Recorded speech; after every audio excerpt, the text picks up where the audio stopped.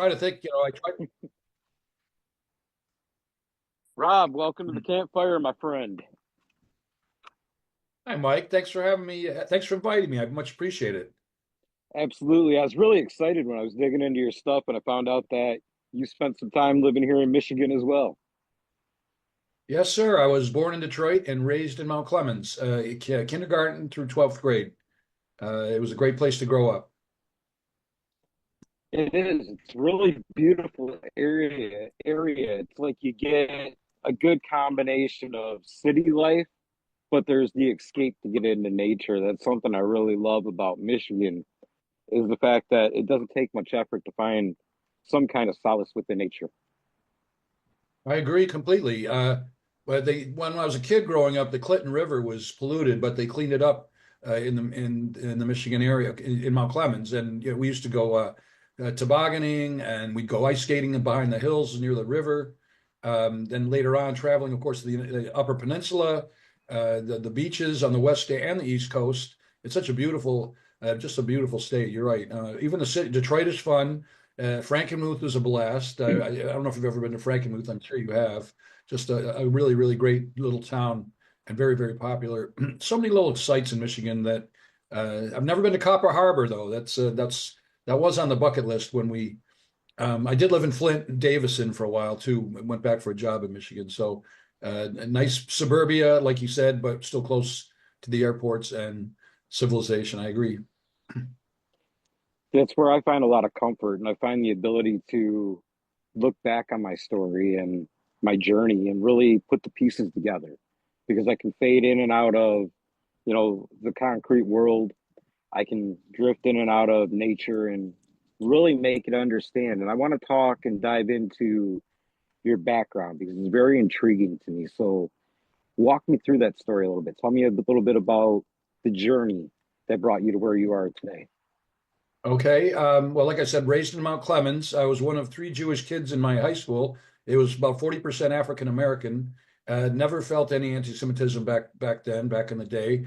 There was a lot of trash talk. There was a lot of bullying, but it was all left on the field. So the things have changed quite a bit now, especially with college campuses. But growing up, it was not like that.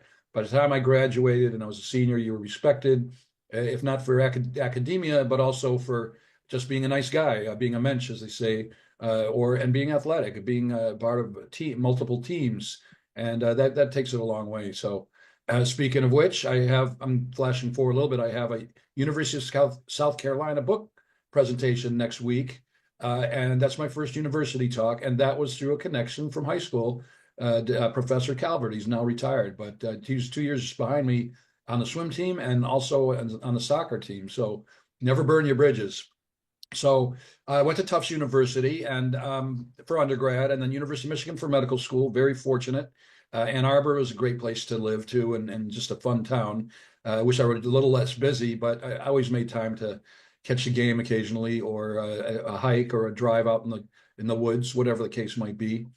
And then an internship in Boston, and I did my radiology residency at Brown and a neuroradiology fellowship at Yale. And now I'm 30, so I'm like halfway to where I am now. So those are my indentured servantry days. And then I've been practicing radiology. I just retired after 35 years, 44 all in when you consider all that schooling and internship. So it was a pretty good career. Got bounced around a little bit, but my job in Michigan, by the way, was my favorite. That was the best 7, 9 years of my life, I would say. In my 40s, making some money, able to travel, did all the sports teams. I'm a big Lions fan, Pistons, all of it. All the concerts, Pine Knob. You probably know about Pine Knob. Used to go to 20 concerts a year, limo rides. It was a real blast. So. Um, I'm not.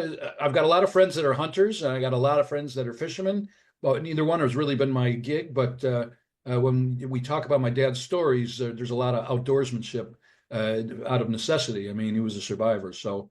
Um, but I am interested in sports, music. Like I said, I'm a foodie. I'm big into fitness and nutrition, golf, history, education, travel, investing. So I've got a lot of interests too. And then, of course, the history of my book and what we're doing now, which is fighting anti-Semitism. As I listen, I like to kind of hone in on the little nuggets of amazing theory and ideas that somebody kind of throws out there without even really putting a lot of thought into it. You mentioned the idea of not burning your bridges as you go through life because they can come back and they can help you later on.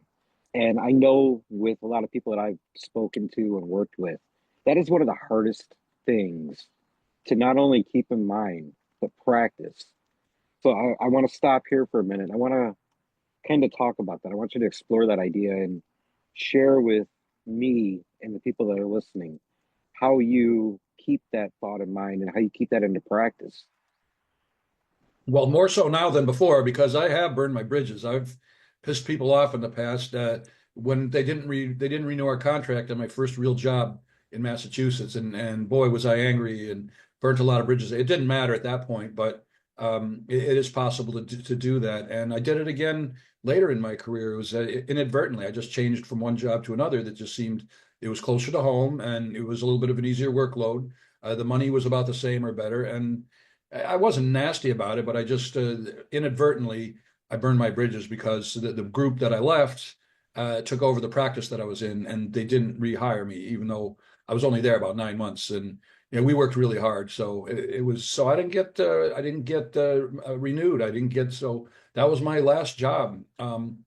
Actually, that wasn't my last job in New England. So, but yeah, I mean, I didn't try to burn bridges, but the last 5, 10 years, otherwise, no way. I don't walk away quietly. You never know who can help you. You never know who you can help. And the message is, just being kind to people. Circumstances change, and so people do lose jobs. People die. They get sick. You lose touch with people. So it's nice to try to keep friends if you can and stay in touch with people. And this is what I do. This is what I do. And I think it's a lot of that understanding your position within the moment. And that's where mindfulness really helps because, you mentioned, yeah, you got angry in the moment, you burned a couple of bridges along the way. When you look back now, you realize the motivation for it. It came out of anger in the moment. Had you been able to step outside of that anger, the outcome may have been a little bit different. To me, that's the tool that when I get out into nature and I see animals at work, I see that unfold, because they get territorial and they kind of push the next animal out of that space. But then they go off and they find a whole new space. So that other animal is able to come back in and they might come back later and they're peaceful, they're playing and they're doing whatever it is they do together. To me, that's a reflection of how the emotions work in a moment. You think about I'm fired up, I'm angry, so I had that territorial position. Nobody's coming into me. I'm only doing what's best for me in this moment. But then I walk away and somebody else fills that space, different feelings come up, and now I'm looking at it more logically. So if you're able to slow things down and just understand that that emotion is there, you can explore it internally before you express it. And you can educate yourself to find the correct vocabulary to make it where you're not burning that bridge before you end up crossing it later. I agree. No, I agree with you, and that's a great analogy. The animals, I love the analogy.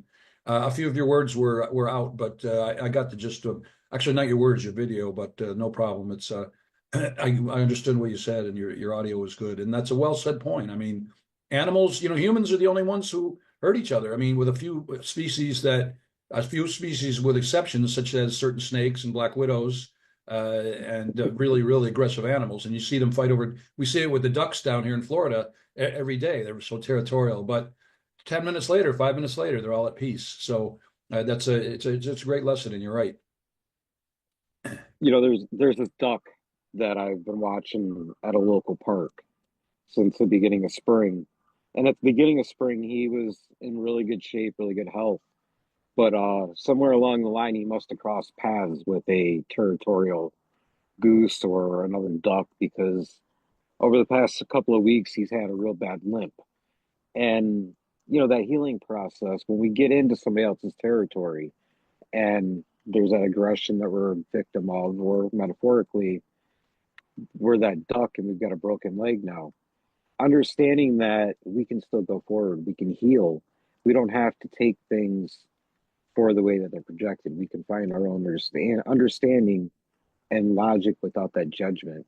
I think is a great space for us to be able to uncover the ability to move past something and let it go. So down the line, if you cross paths with somebody, you're not trying to rebuild a bridge because there's already something there to work with. Absolutely, absolutely. You know, my dad was a good example of that. He was an OBGYN. He delivered 10,000 babies in the Detroit area after everything he went through, and he had every reason to have PTSD and depression, and could have gone to the bottle or to drugs and or anxiety, and he never showed that. You would never know what he went through. He was jovial and jolly, and really my hero growing up, my role model for me going into medicine, even though I didn't like OBGYN as much. It was a real role model, and everybody loved him. My mom and dad were respected in the medical community, the Jewish community, and just growing up, the first half of my life, you don't really think much about it. You just, you're growing up, you're a kid, you've got friends, and then career and family. But later, the last 5, 6 years, when I've been working on this project, which is a book about my dad's life, a real journey. And I'm just amazed that he could get through all that with the determination and the integrity, the hope, the resilience, and ultimately redemption by delivering kids to bring life back into the world, where in the world that they grew up was didn't have that, including my dad's parents. They were killed at Auschwitz, both of them. The grandparents I never met at 50 years old, just because they were Jewish, and millions of other people, as you know. And then you can expand World War II to 50 million people. 50 million people died, and countless, of course, injured. And we can fast forward our military injuries from Vietnam and Korea, and on and on. Iraq, 9/11, it just on and on. And the people, it's got to be so hard to overcome that kind of trauma. Some people can, and some can't. But my dad did, and he chronicled it, and then I just moved forward with it. And that was just another level of pride besides his what he did his medical career. So it's a win-win. And if you knew my dad, you'd like him. Everybody who did really liked my dad. So, and my mom, of course, too, but great sense of humor, Hungarian accent, intelligent as hell. And so is my mom. And I'm fortunate enough to be raised with intelligence, education, and love. And what else can you ask for, That's the beautiful part of this conversation. This honestly may be one of the most beautiful campfires that I've had the pleasure of being a part of. Because here we sit at this stage of our lives. We're adults now. And we look back at our ancestors, the ones that have come before us, and we heard their stories. We've interpreted them into our lives to get the lessons that we need. But we get to become the voice for that journey and share that. And that's one thing that I really find beautiful about your book. So I want to take some time to not only honor your story, but I want to really build and expand upon that. So walk me through just a little bit of that story to start. Okay, well, my dad wrote his autobiography in the 70s. My mom and dad, the book it's called Not a Real Enemy, The True Story of a Hungarian Jewish Man's Fight for Freedom. The book has won 4 awards, which I still don't even know what to do with that. That's a miracle in itself, but, and I'm not big into self-congratulations, but it's something, it's an honor to have people that are in the know that that's what they do, to realize what the quality of the work is and the importance of the work. So I'm not going to pat myself on the back. I have to compliment my whole team, including my co-author, Janice Harper, who's also from Michigan Connection, PhD, and a great team that's helped me with that. And also that the awards don't mean anything if it doesn't help me in the fight against anti-Semitism. It really doesn't. And so, but the book was, my dad wrote the autobiography in the 70s. It covers Hungary from the end of World War I to the end of the Hungarian Revolution in 56. Not a lot of people know about that, including myself before I got into the project. It's my dad's biography. It's an adventure. It's a history book, and it's also the trials and tribulations of my dad's family and what happened with them. So there's a lot to it. So they wrote the autobiography in the 70s, from pencil and paper to typewriter to computer to disc. My dad passes away in 1997, unfortunately, my mom in 2016. A historian friend in my mom's hometown hands me, it's now on a disc, and she says, "You really have to read this." And I didn't think much of it at the time, but I spent a year taking care of my mom's affairs, and then I retired for a year. And then in 2018, a friend, talk about not burning bridges, a former partner of mine from Flint said, "Look, we're short a radiologist, and can you help us out part-time, 2 days a week?" So I went back to work, and I had that job for about 5 or 6 years before I finally retired this last year. And that brought me to the book. So that was the thing about that job, is that the book sort of called me, like I like to say, like Superman's kryptonite. It summoned me. And so as a radiologist, we have two screens, the left and the right, and the left is the patient queue, and the right are the images. And between cases, I loaded up the disc, and my dad's autobiography was there, and I turned it into a biography. So it was really good that I went back to work, because maybe I never would have done this. Needless to say, that's another year. So we're in 2019, can't get the book published. We're going to self-publish, but it was kind of a boring biography. I had it historically reviewed. I did my own homework, but I needed help. So I got Janice through a friend of a friend, and she helped me polish the book and make it into something really special.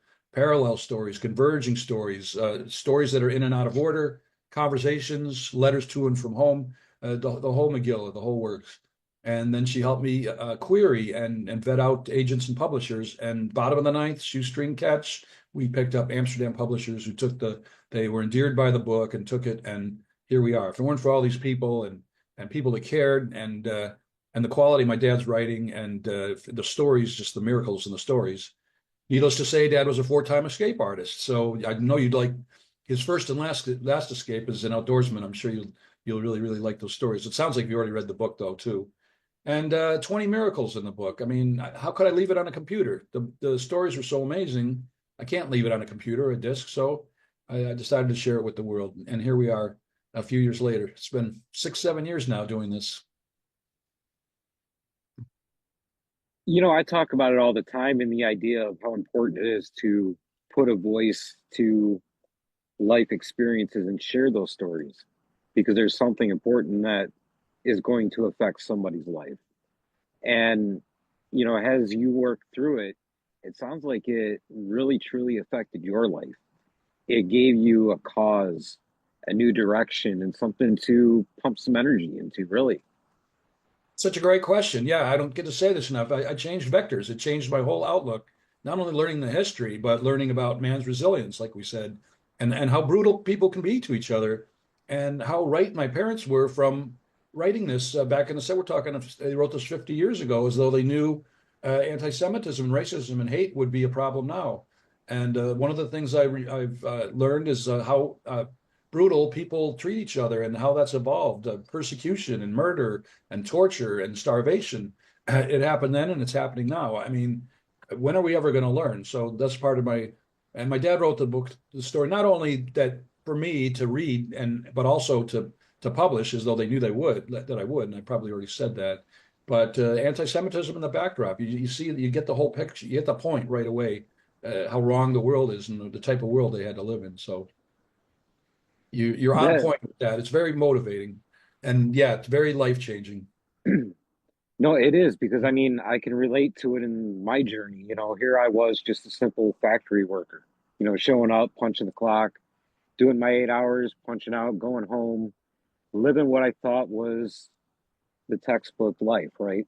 And then I come up to a situation where life smacked me in the face, said, you know what, you need to go on this completely different venture. And here I am now, sharing that journey as tools to overcome the same adversities, the same struggles that I'd faced. And to see the reaction, the response, and really the overall growth in people that I work with and share the stuff with, it's breathtaking. It's things that in that old train of thought, through those old eyes, I could never picture. We have to actually live and work our way through the journey while being open enough to understand the context of what it is that we're experiencing, to discover that voice, to put action behind and validate all the things that we go through in life, all the experiences and emotions that we struggle with, and really discover how to live behind that value and that mission statement that is hidden somewhere within our heart. So well said. I couldn't say that better myself. The only thing I've had 27 jobs in my lifetime, maybe 28, if you include things like the being a book author or taking care of my mom's affairs, or residency, fellowship, moonlighting, training. So when you say just a factory worker, don't everybody's role is important. Don't be condescending, because I started off as a volunteer in the physical therapy department. We were cleaning out the hot tubs. The next year, I was a custodian. They called it what? Environmental services. I was a janitor. I mean, and you take pride when you get that first paycheck, or you're getting paid monthly. It is such a big feeling. It's such a nice feeling and you take your job seriously, no matter what it is. To me, you want to do a good job at it. And like you, changed vectors, well, many times, because you change a big vector from college to med school to residency, to actually working and realizing that there's no substitute for experience. It's another important point. I tell the kids that. And I also say, enjoy your youth, because life is short. It's the only commodity we have. Real estate, gold, stocks, bonds, crypto. Those are man-made things. Inflation rates, interest rates. These are all man-made things. They weren't made by God. And but time is our only commodity. And so I like to reiterate that. Ask the victims of 9/11. Ask most of the people in my dad's neighborhood and in their country that didn't make it. We're talking about a large number of people in a very short period of time. Split second timing in my dad's story, that I'm lucky to be here. He was lucky to make it here. And I like to think of it as a little bit of the hand of God, even though we weren't really religious. My temple was Orthodox, so I went to Hebrew school and bar mitzvah in an Orthodox temple, but sort of forgot about. But I think that I'm honoring my father and my mother many times over by doing this project, even though I might be ignoring some of the other commandments. And I don't mean that seriously, but you only have so much time to do this and that. And by far, it's our best commodity. So I'm glad you had a metamorphosis too. That's another thing, is talking about, if you're not happy with life, do something else. Go part time. Write a book, read a book, go to the museum, spend more time with family, give back to the community, bring a neighbor a cupcake or a cup of coffee, or whatever the case may be. But learn to like each other, learn to like our neighbors. And if you don't have to hang around with them, but don't threaten their lives, don't threaten to hurt them, don't threaten their businesses. That's not going to help our country. That's not going to help our world for sure. And I think deep down inside of each of us, there is that seed of contributing to the greater good, but we get hung up on that huge cloud of adversity, which is shrouded in fear. Because, like you mentioned, the idea of, if you don't like where you're at in life, go out and change it. We have that ability to blaze our own trails, but that grass is really tall. It's really hard to see what's going to be in there. And you've got to kind of work your way through that slowly and allow yourself the grace to understand where you're at, craft the hatchet, whatever tool it may take to cut the grass down, Uh, and keep well that said. within your heart, that vision.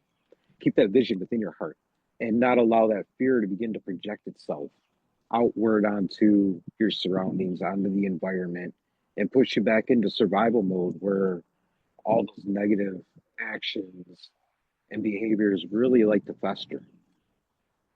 It's funny you say fear, because that came up this week on a podcast, that the host said he thinks the opposite of love is fear.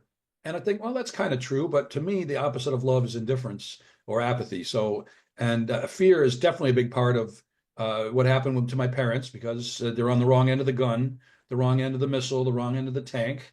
So there's fear. I think poverty has a lot to do with, like, what happened in Gaza, and what happened in, of course, Nazi Germany in the 30s during the Great Depression, which affected all of Europe. My dad chronicles that too. So fear and indifference are both the opposite. And so also, of course, religion is a part of our conflict in the world, unfortunately, and territory. Those are the big ones to me. So the fear, and then of course multiple, but poverty and multiple factors for the propagation of hate. And look, we want to help these people educate themselves, and let's learn to move on. Let's learn to help people that don't get that help. These citizens of Gaza, for example. I love the squirrels. Oh my God, that is so Michigan. We got plenty down here in Florida too, but I know you noticed them, so they're they're so cool. They're cool. Anyway, I don't mean to digress, but no, that fear is a big thing. Fear is a big part of why there's hate, no doubt.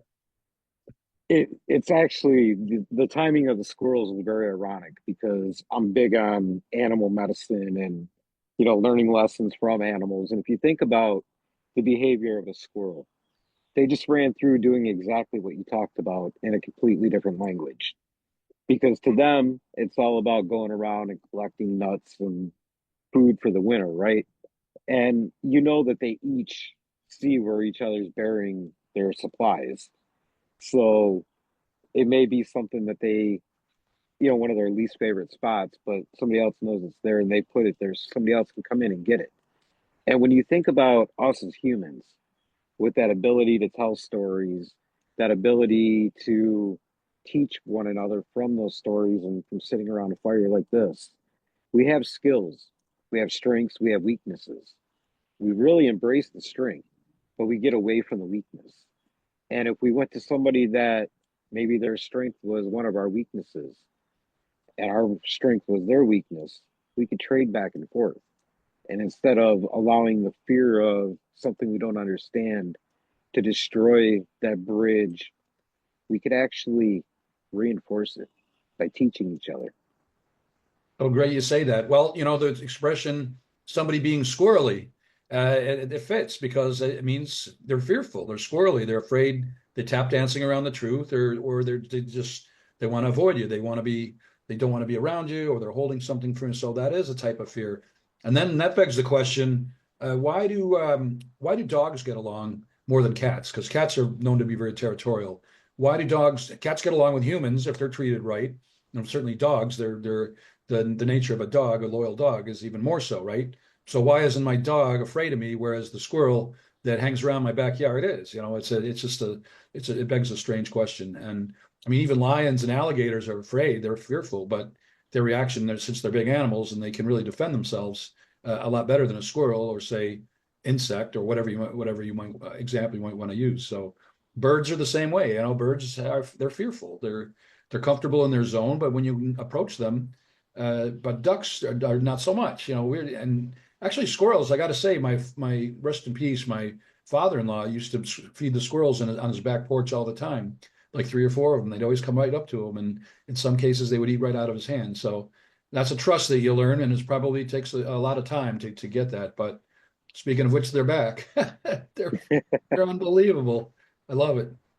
They look You know, like a I love the analogy with the dog because if you think about, at least from my point of view, and listening to and studying a lot of Native American storytelling, if you think about their ancestors and their relationship to the coyote is always the trickster. He's always the one that lets man out of the bag, right? And we've crafted and shaped the world. We've changed everything. So that brought the fear with the animals, except for the coyote. The coyote learned to adapt and face the adversity of change. He wasn't going to let us control the world and take it away from him. He began to learn to live with us, to cohabitat and coexist in order to keep his position. And I think that through that thought process, you can look at how the fear of change really shaped the animal's behaviors nowadays. I would, yeah, I would, an ecotone. That's the word I remember. Ecotone from 6 Feet Under is the first time I heard that word, which was a really great program. And they do have a lot of nature scenes. They have some hikes and retreats that they do, which is pretty cool. They get out of LA. Um, yeah, I grew up with a Hungarian Vizsla, and she was great. She was like my little sister. I'd take her cruising Gratiot, and not a mean bone in her body. She was friendly with everybody. And I ran into a Hungarian Vizsla a couple of days ago when I was hiking here in Florida, and beautiful dog, younger, and it's heartbreaking to see, years after your dog's passed, but it's also heartwarming. And I asked him, well, where did you breed? Where did you buy this dog? And he said, Northern Michigan. So I said, well, I'm from Michigan. So we had a nice 10-minute conversation. And I said, I want to know who your breeder is, because when I get that white picket fence, maybe if I'm lucky enough to make 75 or 80, I'd love to have a Hungarian Vizsla or a Weimaraner. I've got a good friend that's all he buys is a Weimaraner. And the loyalty is so palpable. So yeah, we can learn a lot from the animals, their teammanship. And don't forget the wolf, my last name, because they're great family. They're great family animals, right? They hunt and pat. They're the togetherness, the cohesiveness is there, you know. So They're another beautiful example of facing adversity and learning from it, really. And, to me, that's what this conversation really highlights is that ability to learn from one another. A lot of us go through life where we live in survival mode. We're fearful of where whatever we're looking for is going to come next. And that's the root of a lot of the, I guess, lack of time to really learn and develop new things, to really understand everything that's going on around us. And because we don't build that understanding, we're fearful of it. We hate it. We want to attack it and get rid of it. If we took the time to simply slow down and look at the fact that we're sitting here in this patch of land, we can build a shelter so we can get out of the elements. We've got comfort. Now we can go accumulate sticks and build a fire.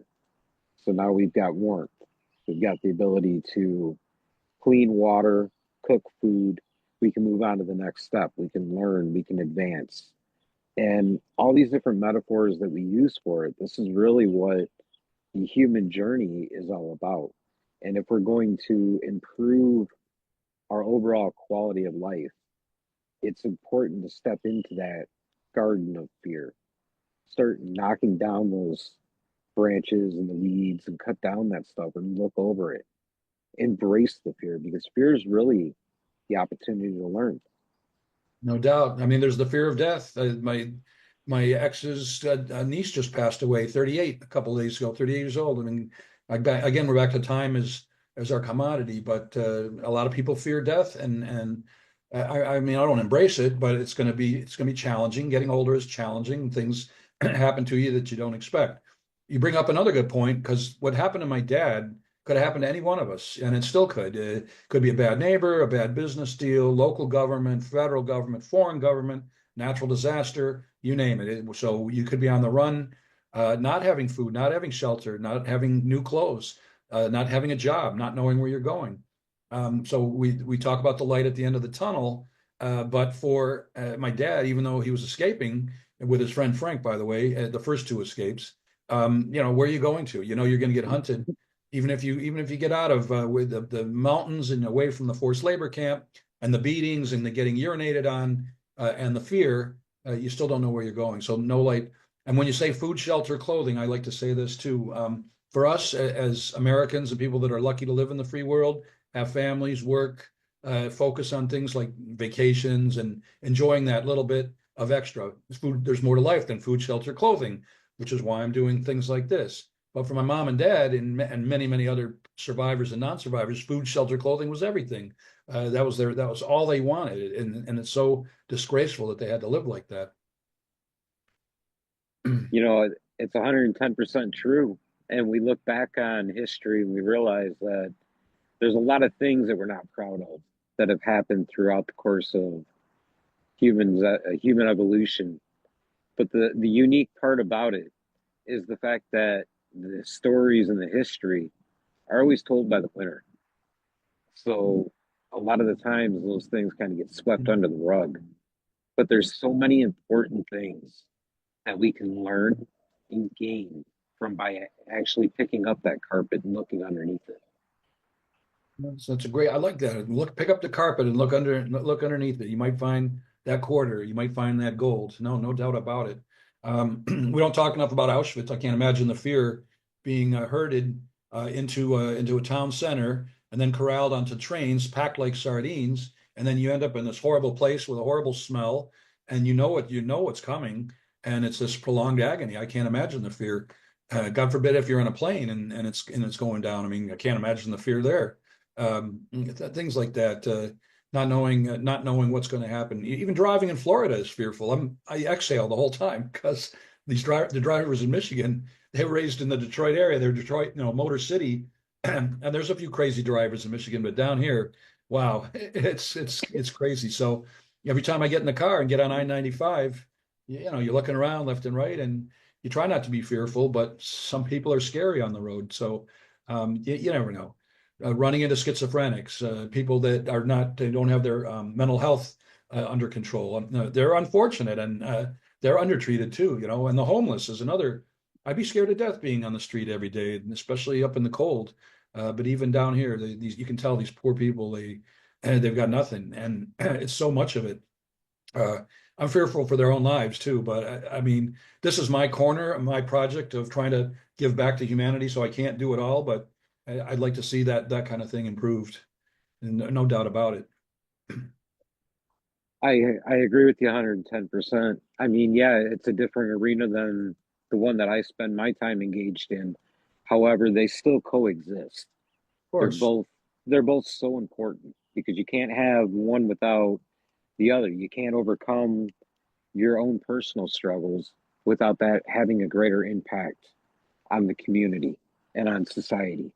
You And I have to have think a, oh, sorry, go ahead. no, go for it. We have to have a mutual respect. That's the thing, And also, this came up recently, and it does come up from time to time. The other person's got a story. I'm not the only one with a story, or my dad's story, or yours, or your family's story, but everybody got a story. So if they're having a bad day, including on the roads, I suppose, I mean, angry driving, that exists.